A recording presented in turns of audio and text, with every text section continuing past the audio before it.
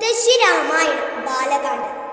വെറ്റില ചെല്ലാമെടുത്തു വെച്ചു മുത്തശ്ശിയൊന്നു മുറുക്കി, കണ്ണടച്ചൊന്നു ജപിച്ചു. പിന്നെ മുത്തശ്ശി പാടിത്തുടങ്ങി. രാമ ഹരേ ജയ രാമ, രഘുരാമ ഹരേ ജയ രാമ. പണ്ടു ദശരഥ മന്നൻ മക്കളില്ലാതെ ദുഃഖിച്ച കാലം, പുത്രകാമേഷ്ടി കഴിച്ചു മക്കളുണ്ടായി 4 പേരപ്പോൾ. മുത്തശ്ശി ഉള്ളം തെളിഞ്ഞു ചൊല്ലി രാമ ഹരേ ജയ രാമ. രാമനെ പെറ്റു കൗസല്യ, കൈകേയിക്കു പിറന്നു ഭരതൻ. ലക്ഷ്മണ ശത്രുഘ്നനല്ലോ സുമിത്രയ്ക്കുള്ള 2 സുതന്മാർ.